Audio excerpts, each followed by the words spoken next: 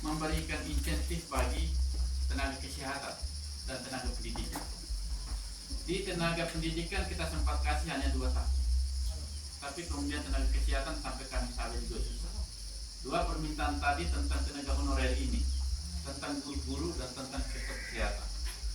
Komitmen Diodo yang saya tangkap adalah untuk 5 tahun ke depan, maka memberikan perhatian kepada mereka ini menjadi salah satu misi penting dari Pak Setio.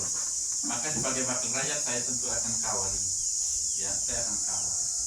Tentang lembaga pendidikan itu bagaimana terutama guru-guru, ya. Dan memang kita harus akui bahwa guru-guru lembaga pendidikan swasta dan lembaga pendidikan negeri itu perhatiannya belum terlalu baik, ya, di tataran pelaksanaannya. Syukur kita karena sekali itu di dinas pendidikan ada orang kita, ya, maka dalam alokasi pembangunan sektor pendidikan kita masih bisa dapat. Tapi bukan saja hanya soal itu, guru-guru kita sangat serius.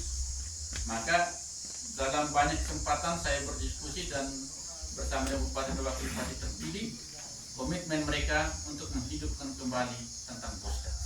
Dan kemudian itu minta untuk pemerintah daerah berhitung bagaimana kebijakan untuk bisa mengisi kekurangan misalnya di guru-guru sekolah-sekolah swasta dan naungan swasta itu bisa diisi oleh pemerintah melalui pemberian insentif.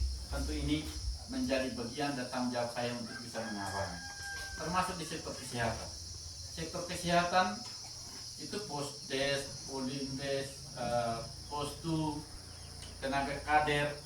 Tapi yang terpenting saat ini adalah bagaimana bisa rumah sakit Tanali itu akan dihidupkan kembali.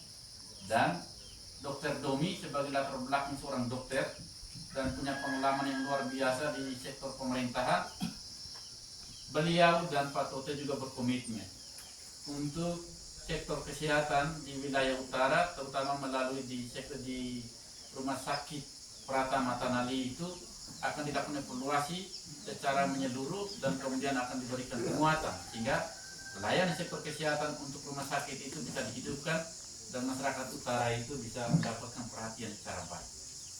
Nah, setelah itu juga memang kita persoalan jalan itu tadi.